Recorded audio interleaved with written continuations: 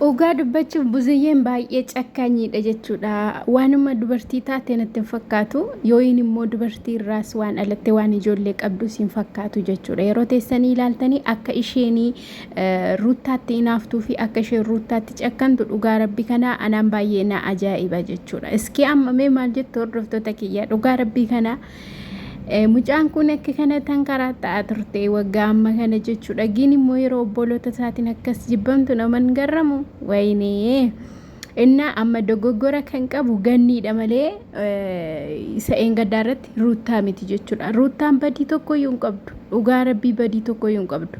Maaliif isheen yeroo gadi baatudha mucaan kan fudhatame. Garuu immoo sarratanyaan kan jette adaadaatu fudhate jette malee adaadaa keetu fudhate hin jenne adaadaa mucaatu fudhate jette sanaafidha kanii ruuttaanii baqa hani ufee nagaafate isaanumatu fuudhee karaa biraan jette kan isheen xaraxartee mana seeraa geessite hunda isaaniiyyuu waan buzeen fudhatte itti fakkaateetudha.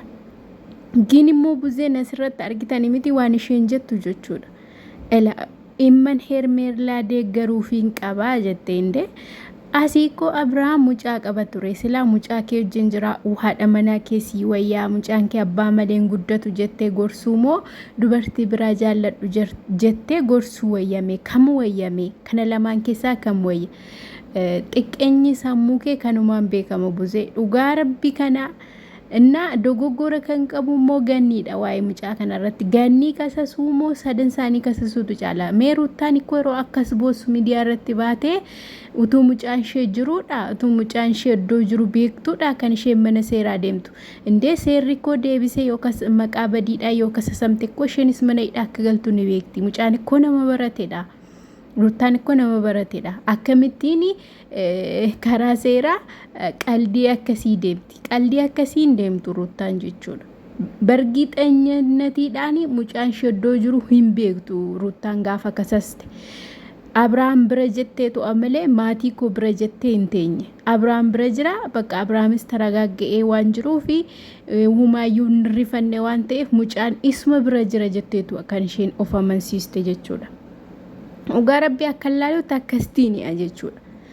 Innaa waanuma fe'eefu Efreem immoo humaayyuun goone dhugaa rabbii kana garuu kasa samee mana hidhaa galee jechaa jiru waan ta'eef bicha yaa'u yoo galanis galanii maba'uu malee hin turani maaliif wantichi hiikamaadha ka dubbiin isaan dubbatan hundumtiyyuu viidiyoo waan jiruuf viidiyoo sana yoo agarsiisanii bakka seerri baasuu danda'a bulchuu dhiisuu danda'a.